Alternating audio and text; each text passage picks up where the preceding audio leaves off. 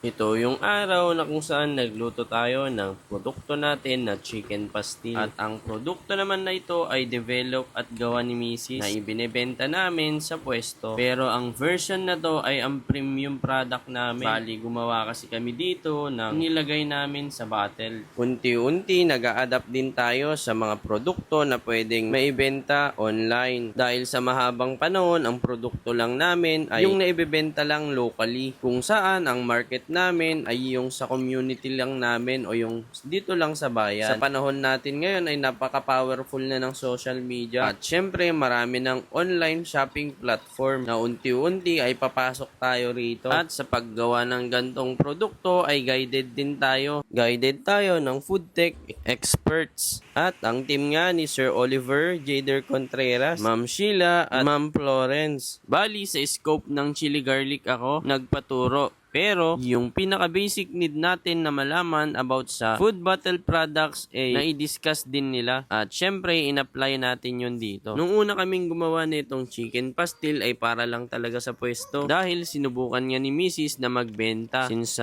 sobrang haba ng panahon, ay ino-offer lang namin ay siomai. At gusto niyang mag-try ng gantong produkto na ilalagay sa pwesto. Ako yung laging against sa gantong idea. Kasi lagi kong iniisip na siomai lang dapat ang benta ng brand namin. Pero lately, tinanggap ko na kailangan din natin mag-innovate sa business at suportahan natin yung idea ng partners natin. Sa gantong paraan, may mas chance tayo na hindi tayo mapag-iwanan dahil napansin ko rin katagalan ang mga customer natin ay naghahanap ng kakaiba. At ang mahalaga sa negosyo ay nagkakaintindihan kayo ng partner mo. Minsan yung mga idea ng partners pala natin ay kailangan nating pakinggan dahil magkaiba yung nakikita natin sa nakikita nila. Ang importante nga ay kailangan talaga natin silang suportahan. Kasi bilang entrepreneur, tayo yung mayroong creative mind. At tanggapin natin ng partner natin sa totoong buhay, mayroon ding creatives na pwedeng may mayambag sa sarili nating negosyo. Dahil nga magmula nung bata, si Missy ay exposed na rin sa mga negosyo. Dahil ang parents niya ay nagne-negosyo rin talaga. Kasi sa mundo ng pagnenegosyo, ang idea kapag hindi mo in-execute ay hindi mo malalaman kung ano yung magiging resulta ng desisyon na yun. Dahil nga halos kompleto naman tayo sa gamit sa paggawa ng gantong produkto, gumawa rin talaga kami. Bakit nga ba kami gumawa ng ganito karami? Dahil meron kaming pupuntahan na event nito. Ginanap yung event last month at ang pupuntahan namin na event ay tinatawag na NLABC o North Luzon Area Business Conference na ginaganap taon-taon ng PCCI. PCCI is Philippine Chambers of Commerce and Industry, isang community na nag-i-exist na for 50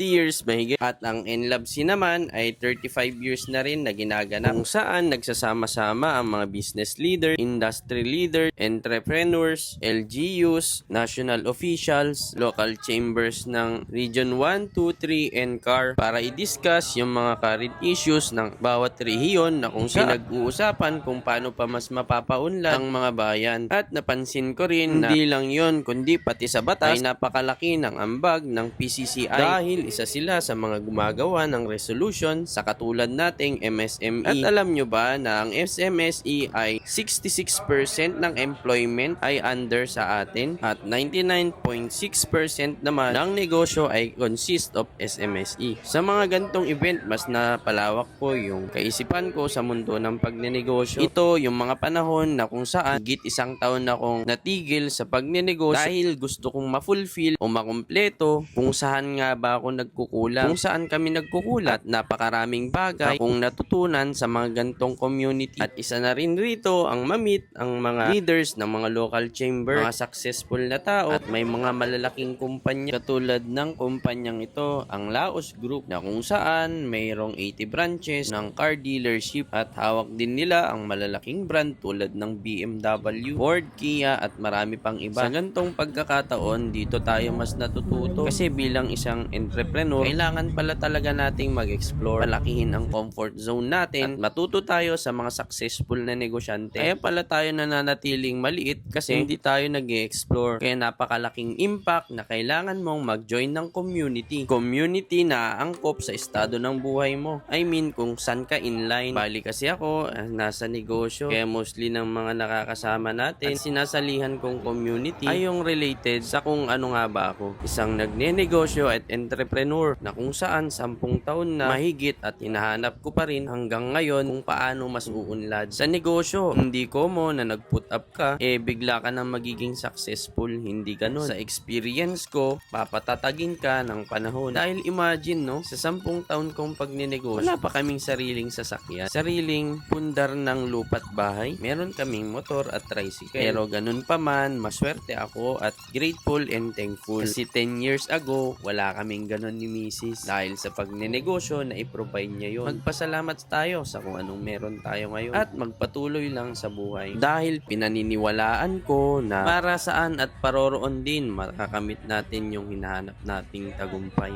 Ang mahalaga ay huwag kang sumuko. Sabi nga nila, pwede magpahinga pero wag kang susuko. Dahil pag sumuko ka, automatic talo ka. At kung gusto mo pa ng mga gantong video, ay please i-follow mo tong page ng Kuya Siomay and i-share mo na rin para marami pang mas makakita. Heart na rin. Muli, ako si Kuya Francis aka Kuya Siomay. Yun lang. Bye!